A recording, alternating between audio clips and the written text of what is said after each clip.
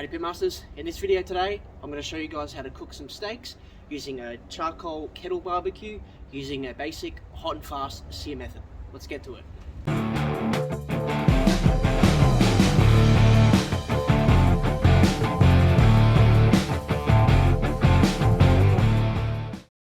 Okay, so the first thing we're going to do is pull back the grill grate, and then we're going to get some fire lighters on here, and we're going to put a chimney, that's the method we're going to use to light this charcoal, on top of these fire lighters right here.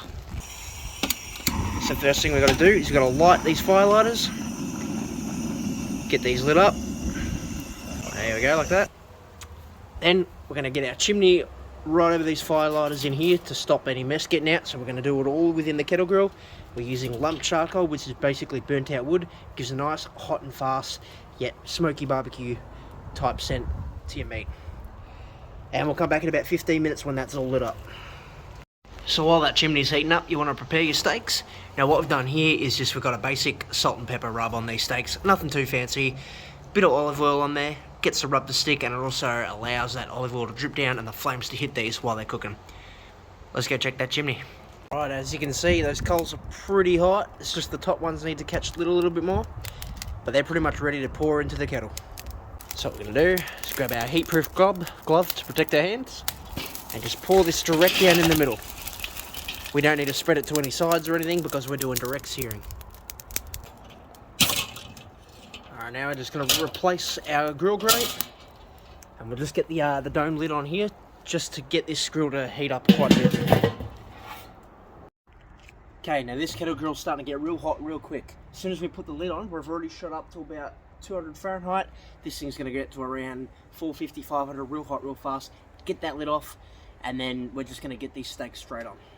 Okay, we are burning red hot right there. Let's get these steaks on.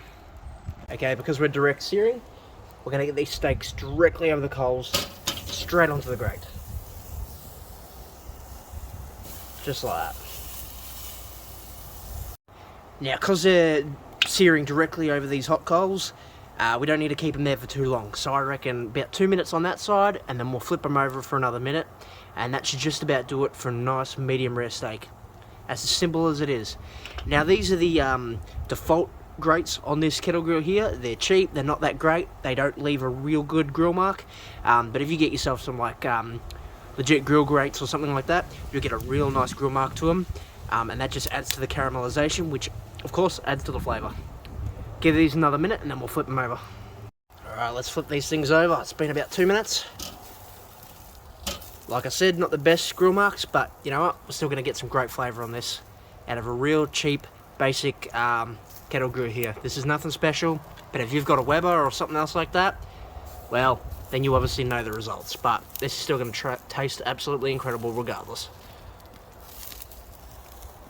Okay, it was about 2 minutes on one side, about a minute and a half on the other side. Let's get these things off.